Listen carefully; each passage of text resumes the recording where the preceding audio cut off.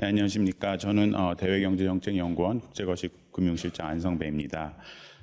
오늘 제가 이제 말씀드릴 내용은 저희가 그 한 3주쯤 전에 11월 11일에 그 내년 세계경제 전망을 자료로 발간을 하였습니다. 그 내용을 간단히 정리해서 말씀드리도록 하겠습니다.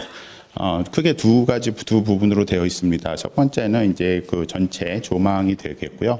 그 두 번째 부분은 이제 각국의 그 주요국의 경제 전망을 좀 디테일하게 살펴보도록 하겠습니다. 먼저 그 세계 경제 전망입니다. 이것이 이제 요약입니다. 저희가 전체적으로 봤을 때 지금 빨간 선으로 나타나 있고 숫자로 나타나 있는 것이 이제 2019년 올해 세계 경제가 얼마나 성장할 것인가, 각국 경제가 얼마나 성장할 것인가를 나타내는 그래프입니다. 숫자입니다. 그리고 이제 파란 그 막대와 그 숫자, 하얀 숫자로 나타난 것이 내년 성장률입니다. 세계 경제 전체를 볼 때 올해 2.9% 정도 성장할 것으로 보고 있습니다. 2017년에는 세계 경제가 3.8% 성장했고 2018년에 3.6% 성장했습니다. 그런데 올해 이제 2.9%를 성장을 해서 굉장히 많이 떨어져 있습니다.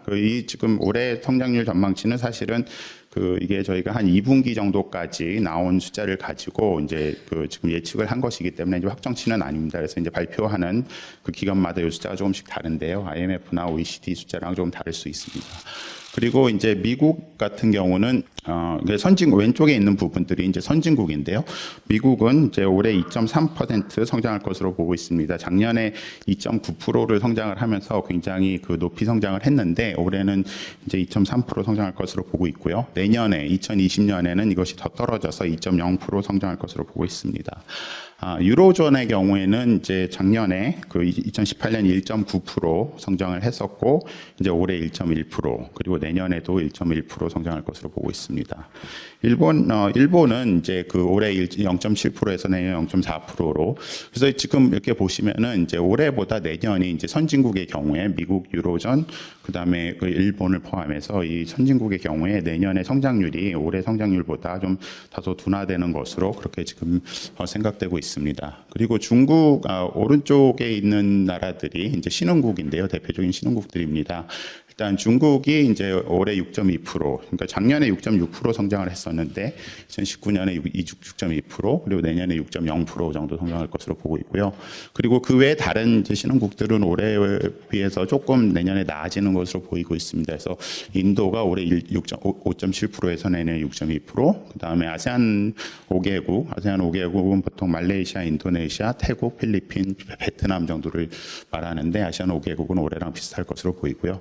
러시아와 브라질은 올해에 비해서 좀 나아질 것으로 이렇게 보고 있습니다. 그래서 이제 지금 전체적으로 보시면은 선진국들과 중국의 이제 성장률이 조금 둔화되는데 왜 전 세계 성장률을 볼 때는 좀 내년에 좋아지는가 이런 의문을 가지실 수가 있는데 올해 이제 이런 러시아나 브라질 또 터키 아르헨티나 이런 나라들이 워낙 나빴는데 이게 내년엔 좀 많이 회복할 것으로 그렇게 생각되고 있고 특히 인도도 그렇고 그래서 이런 것들이 그 외의 지역들에서 신흥국의 그 외의 지역들에서 성장률이 좀 회복되면서 내년 성장률이 회복될 것으로 보고 있습니다. 다른 기관과의 비교를 위해서 이제 IMF 숫자를 저희가 녹색 점으로 표시를 했는데요. 2020년 IMF 세계 경제 성장률 전망치는 3.4입니다. 저희보다 좀 높고 이제 OECD는 이제 내년에 3.2% 성장할 것으로 보고 있습니다. 지금 흐름을 보시면요. 그러니까 이 왼쪽에 이제 선진국에서 보시면은 맨 위에 파란색 선이 이제 미국의 경우입니다. 미국은 이제 트럼프 대통령 취임 이후 이제 2017년부터 보시면은 성장률이 좀 높아졌다가 3% 그러니까 이게 지금 분기 성장률입니다. 전년 동기 대비 분기 성장률인데 2017년 이후 이제 3%를 넘어섰다가 이제 최근에 들어서 조금 낮아지고 있는 그런 모습을 보이고 있습니다. 이게 한 2분기 정도까지 올해 2분기 정도까지의 성장률입니다. 그리고 유로 지역은 이제 빨간색 점선인데 왼쪽에 보시면 2013년에는 이제 마이너스 성장이었다가 이때가 이제 요 전에 이제 유로 재정 위기가 있어서 2011년 12년에 이제 그 네거티브 성장을 했다가 이제 거기서 좀 회복을 했었는데 이제 최근에 다시 둔화되는 모습입니다. 거의 뭐 한 3% 가까이 올라갔다가 최근에는 2% 밑으로 지금 내려왔고요. 그 다음에 그 일본이 이제 녹색 점선인데 일본은 사실 여러분도 아시겠지만 이제 장기 성장률 자체가 굉장히 낮아서 0%에서 1% 사이를 지금 뭐 계속 왔다 갔다 하고 있습니다. 그래서 좀 주의해서 보셔야 될 부분은 이제 2014년에 이제 일본이 성장률이 그 네거티브 성장률까지 갔었는데 이 당시에 무슨 일이 있었냐면은 이제 일본에서 그 소비세율을 인상을 했었습니다. 그러니까 2014년 이전에는 소비세율이 5%였다가 이제 2014년에 8%로 인상을 했고 그리고 올해 10월에 이제 이거를 8%에서 10%로 인상을 했습니다. 이제 이게 소비세율이 우리나라 치면 부가가치세랑 비슷한 그런 개념인데요. 그래서 이제 이 처음에 5%에서 8%를 올렸을 때 이때 그 일본 성장률이 급격히 하강을 했었습니다. 그리고 그래서 이제 올해 요번에 올린 그 소비세율 8%에서 10% 올린 것도 어느 정도 이 성장률에 나쁜 영향을 미칠 것으로 지금 전망되고 있습니다. 이제 10월에 올렸기 때문에 아마 이것이 내년에 좀 반영이 될 것이고 그것 때문에 이제 내년 성장률 전망이 좀 낮아지는 것으로 보입니다. 그다음에 오른쪽에 보시면은 이제 뭐 여러 나라들이 있는데요, 신흥국이 맨 위에 보시면은 이제 파란 선으로 쭉 점점 떨어지는 그 성장률을 보이는 국가가 이제 중국입니다. 이제 중국이 글로벌 금융위기 이후에 이제 경제 체제 경제 구조를 이제 개선을 하는 그런 노력들을 하면서 이 성장률이 계속 지속적으로 떨어지고 있는데요. 지금 2019년 올해 이제 6.6%까지 떨어지고 이제 내년에는 그 이하로 떨어질 수도 있다고 그렇게 지금 생각하고 있습니다. 그다음에 인도는 그 맨 위에 있는 빨간색 그 선 이렇게 왔다 갔다 하는 것인데요. 인도는 크게 이제 두 가지의 영향을 크게 받습니다. 성장률. 인도는 아직 이 농업 중심의 국가이기 때문에 사실 이 농업의 산출에 따라 성장률이 영향을 많이 받습니다. 그리고 특히 그래서 이런 그 기후 변화, 그러니까 그 해에 이 농업 작황에 따라 성장률 영향을 많이 받고요. 또 하나는 이제 인도가 이 에너지를 거의 전량 수입을 합니다. 우리나라랑 비슷하게 이제 석유를 수입을 하는 국가이기 때문에 유가의 변화에 따라서 성장률이 꽤 영향을 많이 받습니다. 그래서 그런 모습을 보이고 있고요. 그리고 이제 아래쪽에 보시면은 이제 2015년, 16년에 이제 성장률이 마이너스가 됐던 두 나라가 있는데 이제 그게 브라질과 러시아입니다. 이 두 나라는 뭐 대표적으로 자원 수출국인데 이제 이 당시에 자원 가격이 급락을 했기 때문에 떨어졌다가 이제 2017년부터 이제 자원 가격이 회복이 되면서 이제 플러스 성장으로 돌아섰습니다만 이 나라들은 사실 성장 잠재력은 굉장히 큰데 문제는 이제 여기는 이제 정치적으로 약간 좀 문제들이 좀 있습니다. 그래서 브라질 같은 경우는 새로 대통령이 들어오고 했지만 계속 여기 재정 적자가 굉장히 심했었거든요. 특히 이제 연금과 관련해서 공무원 연금과 관련해서 이런 적자가 심한데 요거의 개혁을 추진하는 과정에서 자꾸 이제 트러블이 생기고 이러면서 이것이 좀 지연되는 상황이고요. 러시아 같은 경우는 이제 제재, 우크라이나 사태에 따른 그 제재의 영향을 지금 계속 받고 있고, 그래서 이제 그거에 대한 돌파구를 이제 동방 쪽에서 찾는 그런 모습입니다. 작년까지 굉장히 성장률이 사실 좋았는데, 작년 2018년 초반까지 굉장히 좋았는데, 이제 2018년 하반기부터 이제 이 성장률이 굉장히 많이 떨어졌습니다. 이제 여러분들이 잘 아시다시피 가장 중요한 것은 미중 통상 분쟁으로 인한 이 불확실성의 확대를 주요 요인으로 생각하실 수 있습니다.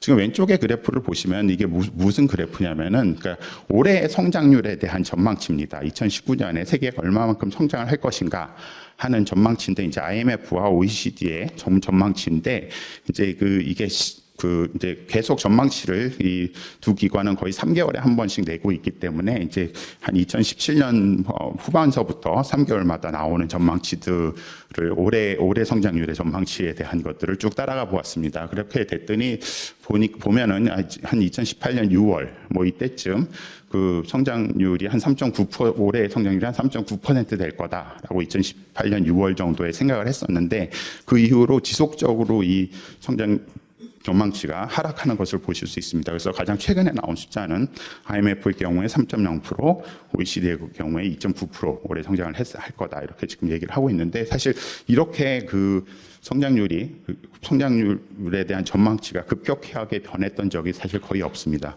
그래서 이 오른쪽에 보시면은 이제 그 IMF의 그 세계 전망 보고서가 아까 말씀드렸듯이 이제 3개월마다 하면 나오는데 이제 아래쪽에서부터 위쪽으로 움직이면서 그 보고서의 메인 타이틀을 제가 이렇게 쭉 나타냈습니다. 2017년 7월에 보면은 Affirming Recovery 그리고 10월에 Seeking Sustainable Growth 이렇게 해가지고 이제 우리가 이제 불황에서 좀 그러니까 벗어나서 좀 이렇게 성장을 할 거다 이런 그 희망적인 메시지가 많이 있었던데 반해서 2019년으로 넘어오면은 이제 글로벌 그로스가 7월에 보시면 Still Sluggish Global Growth 해가지고 아직도 성장이 좀 더디다. 그다음에 2010년 10월에 보면은 글로벌 Manufacturing Downturn 제조업이 지금 나빠지고 있다. 그리고 그 무역 장벽이 높아지고 있다. 이런 식으로 해서 지금 그 상황의 변화를 지금 그런 식으로 나타내고 있습니다. 저희가 생각하고 있는 그 내년에 가장 중요한 그 리스크 요인은 경제 성장의 리스크 요인은 대표적으로 정책 불확실성의 지속이라고 이야기할 수 있겠습니다. 그러니까 올해 이제 가장 큰 키워드는 사실은 이제 무역 전쟁으로 생각하실 수가 있는데 내년에는 이제 정책 불확실성의 지속이라고 저희가 키워드를 뽑았습니다. 그래서 이 정책이라는 것이 이제 여러 가지 정책이 있을 수가 있는데 이제 크게 세 가지를 저희가 생각을 했습니다. 첫 번째는 이제 그 무역 정책입니다. 통상 정책인데 이제 그 선진국을 위주로 지금 계속 이제 보호무역주의가 발효를 하면서 이제 그 여러 가지 통상 분쟁이 계속 일어나고 있습니다. 그래서 뭐 대표적으로 이제 미중 통상 분쟁이 가장 중요한 것이기는 하지만 그 외에도 이제 뭐 여러 가지 이제 이슈들이 남아 있습니다. 아마 뒤에 이제 다른 분들이 이 이야기를 하시겠습니다만 구체적인 무역 분쟁과 관련한 내용들은 전달을 하시겠습니다만 하여튼 이 통상 정책 이 사실은 굉장히 가장 큰 그 문제라고 할 수 있겠습니다. 저희가 사실 미국과 중국의 그 관세 분쟁이 지금 굉장히 지속이 한 1년 이상 됐고, 그리고 이제 최근에 뭐 이것이 1차 합의에 이른다는 둥 또 그랬다가 또 뒤집혔다가 또 뭐 다시 될 것 같다가 막 하면서 그 금융시장이 이거에 대해서 굉장히 많이 빠르게 반응을 하고 있습니다. 근데 그 저희 연구원에서 지금 생각하고 있는 것은 기본적으로 이거는 쉽게 끝날 문제는 아니다. 이게 물론 그냥 뭐 관세의 한 부분에서는 어느 정도 타결이 일어날 수도 있지만 전체적으로 이제 이거 자체가 어떤 패권 분쟁으로 가고 있기 때문에 이것이 그냥 뭐 한 부분에서 합의가 일어난다고 해서 이 분위기가 바뀌어서 쉽게 풀릴 문제는 아니고 여러 가지 측면에서 이것이 계속 지속될 것이다 하는 것이 있고요. 두 번째는 이제 거시 정책에 관한 것입니다. 이제 거시 정책이라고 얘기하면은 크게 통화 정책과 재정 정책을 이야기하는데 이제 지난번까지만 해도 이제 통화 정책이 이제 그 완화적 통화 정책으로 돌아가는 그러니까 이제 작년에 이제 한 중반까지만 해도 이제 통화 정책이 이제 좀 이렇게 축소적으로 가는 그래서 QE가 끝나고 그다음에 이자율이 올라가는 그런 방향의 통화 정책으로 선회가 생각이 되고 뭐 실제로 이자율이 좀 올랐습니다만 그리고 올해 들어서는 사실 패드가 이제 기준금리를 세 차례 인하를 하면서 사실 약간 완화적으로 가는 게 아니냐. 그리고 그렇게 이제 완전히 돌아선 게 아니냐 하는 그런 것이 있었습니다. 근데 최근에 이제 패드의 발표를 보면은 그러니까 올해 이제 3번 내린 거는 좀 선제적으로 내린 거고 이제 앞으로 우리가 이 금리를 바꿀 때는 좀 구체적인 지표가 나오는 걸 좀 보고 결정을 하겠다.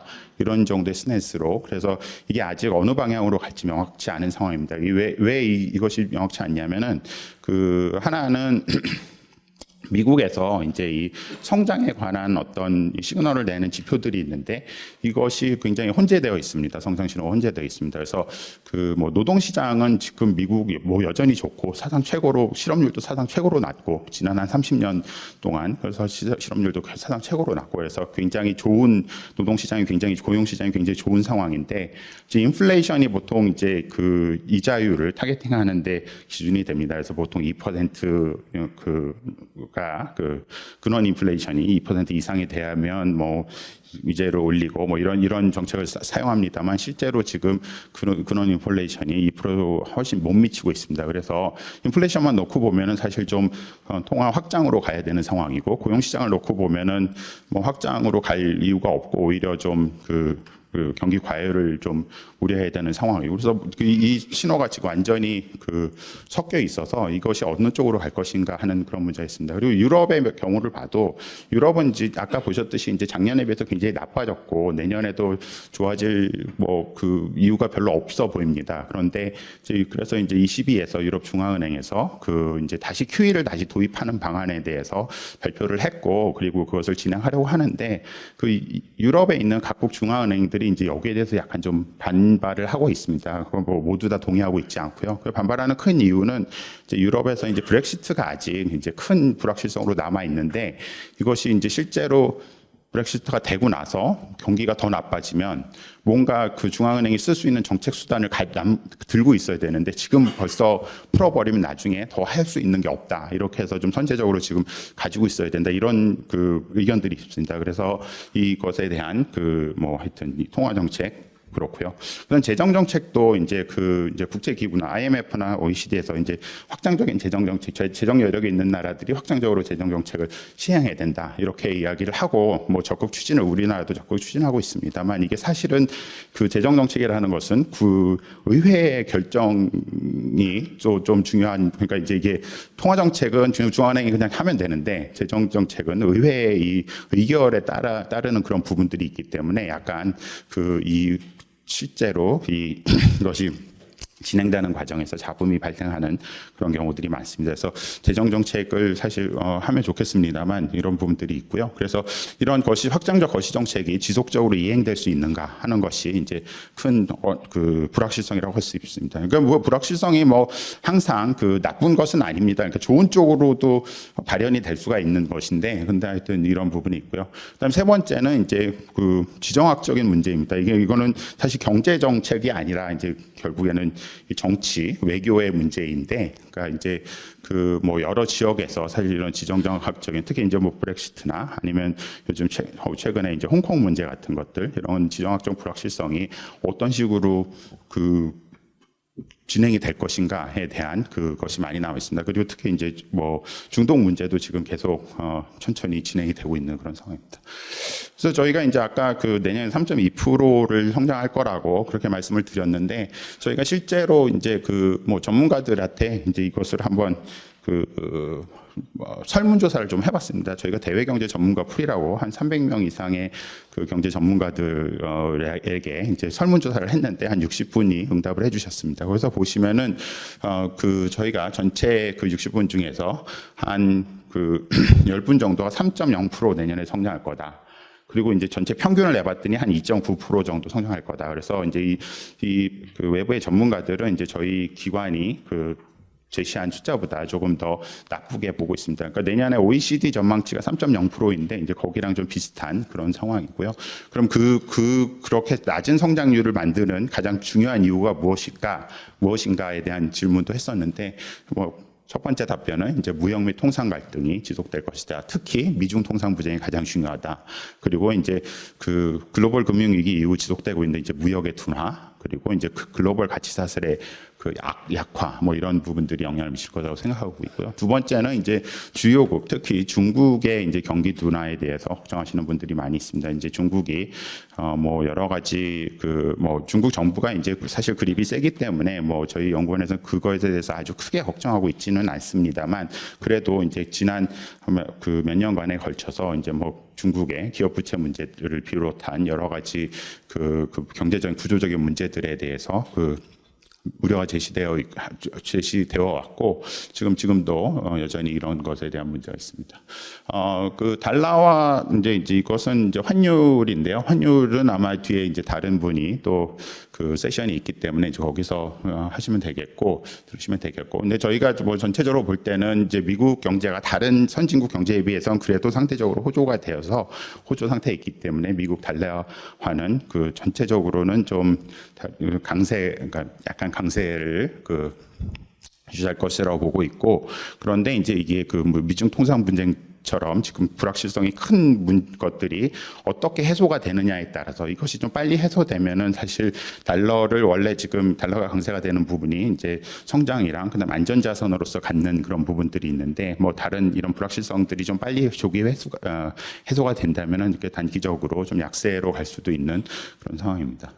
그리고 이제 국채 금리도 이제 뒤에서 이제 아마 할 것으로 생각하고 있고요. 그다음에 이제 유가는 이제 그 전체적으로 이제 그 수요와 공급 측면에서 보면은 이제 수요는 많이 그 줄어든 상태입니다. 그래서 그 이제 경기 둔화가 지금 일어나고 있었기 때문에 이제 수요가 많이 줄어드는 상황이고, 이제 공급 측면에서 보면은 공급은 오히려 이제 공급 여력이 지금 많이 증대가 되어서 특히 이제 미국의 셰일 오일 이후에 이제 지금 전 세계적으로 비오펙 국가의 공급 능력이 많이 늘어나고 났습니다. 그래서 이제 그 수요 공급의 측면에서 볼 때는 이제 그게 이제 그 올해 보시면은 그 약간 횡보를 하고 있는 건데, 내년에도 아마 이 정도가 계속 될 것이라고 보고, 저희는 WTI 기준으로 볼 때는 한 55불 근처에서 아마 움직이지 않을까 이렇게 저희 생각하고 있습니다. 주요 경제 전망을 간단하게 말씀드리겠습니다. 이제 미국의 경우에는 내년에 이제 2.0% 성장할 것이라고 말씀드렸습니다. 올해 2.3%, 작년에 2.9, 올해 2.3, 내년 2.0% 성장할 것으로 보고 있고요. 말씀드린 바와 같이 이제 경기 지표가 혼재되어 있어서 있는데, 이제 그 최근 제조업 이제 그 지수들을 보면은 조금 이제 경기 수축 국면으로 가던 게 아닌가 하는 우려가 좀 제시하는 부분들도 있습니다만, 아직까지 이것이 이제 그 어떤 컨센서스를 이루고 있지는 않습니다. 특히 이제 미국 주식 시장을 보시면은 주식 시장이 이제 뭐 역대급 하락을 지금 보이고 있는데, 그래서 이것이 그러니까 저의 개인적인 판단으로는 이게 그 원래 이제 경기를 판단을 할 때 원래는 이제 실물 시장을 보고 판단을 해야 되는데, 최근에는 이 경제 정책들이 뭔가 이렇게 금융 시장의 움직임을 보고 경기 정책이 조금씩 특히 미국의 이 통화 정책이나 이런 것들이 좀 그 금융 시장의 좀 반응을 좀 더 빨리 하는 게 아닌가 하는 그런 생각이 좀 듭니다. 그래서 뭐 그런 부분들이 있고요. 유럽은 이제 일단 수출이 굉장히 나쁩니다. 그래서 대부분 약세가 계속 지속되고 있고요. 특히 이제 그 독일이 이제 문제가 많이 되는데, 독일의 이제 자동차 수출이 전체 수출에서 한 17% 정도 됩니다. 그러니까 우리나라 전체 수출에서 반도체 수출이 작년에 20% 정도 됐는데, 그러니까 이제 이게 독일 경제에서 보면은 자동차 수출이 우리나라의 그 반도체 수출 같은 그런 위치를 가지고 있고, 전체 이제 공용의 측면에서도 봐도 이 독일에서 자동차 산업이 차지하는 비중이 굉장히 높습니다. 그런데 이제 그 독일이 이제 저희 이제 이 디젤 게이트 이후에 그다음에 이 디젤에 대한 그 규제를 강하게 도입을 했고, 그리고 이제 또 하나는 이제 중국에서의 중국 자동차 시장이 수요가 굉장히 많이 빠르게 감소를 해서 이제 그 독일의 자동차 수출이 크게 감소를 했습니다. 그래서 이 독일의 이 그 경기 둔화가 생각보다 좀 오래될 수가 있다, 지속될 수가 있다. 그런데 이제 독일 정부에서는 사실 확장적 재정 정책을 쓰는 것에 대해서 지금 반대하고 있습니다. 그래서 약간 이거는 그 경제학자들이 잘 이해를 못 하고 있는데, 그래서 일단 그거를 반대하고 있고, 그래서 이 독일 경기가 금방 회복이 될 것인가, 그거에 대한 좀 약간 부정적인 그런 측면이 있습니다. 그리고 이제 일본은 사실 아베 정부가 들어서면서 이제 적극적으로 이제 확장적인 재정 정책, 특히 통화 정책을 중심으로 많이 썼었는데요. 일본은 이제 정부 부채가 워낙 크기 때문에 이제 재정 정책 쪽에서는 확장적인 것을 그렇게 많이 쓰지는 못했습니다. 그래서 아베 정부 초기서부터 사실 재정 건전화를 계속 추진을 해왔는데, 재정 건전화를 하려면 세수를 늘리고 세출을 줄이고 이래야 되는데, 이제 세수를 늘리는 것의 일환으로 이제 아까 말씀드린 소비세 인상을 했었고요. 그래서 원래 처음 계획부터 5%에서 10%까지 가는 게 처음 계획이었고, 한번 8%로 올렸다가 바로 이제 10%로 올리는 게 원래 계획이었는데, 처음에 8%로 올렸다가 그게 이제 경기가 꼬꾸라지면서 사실 아베노믹스가 그때 한번 이렇게 막 망가진 것처럼 됐었거든요. 그래서 이제 10%로 못 올리고 있었는데, 그래도 여전히 이제 재정 건전화가 일본 정부의 큰 문제이기 때문에 이제 이번에 이제 다시 그것을 시도하고 있습니다. 그리고 내년에 이제 올림픽 등, 뭐, 그리고 이제 지난번에 그 태풍이나 이런 것으로 인한 하여튼 재복구 그 재정 지출이 있고, 그 다음에 이제 올림픽에 관한 재정 지출 이런 것들이 있는데, 이제 이것이 내년 하반기로 가면은 이것이 그 줄어들 것으로 생각돼서, 이제 뭐 이런 측면으로 이제 일본 경제도 약간 올해보다 내년이 나빠질 것으로 보고 있습니다. 중국은 예, 결국 미구중 통상 분쟁이 가장 큰 문제고요.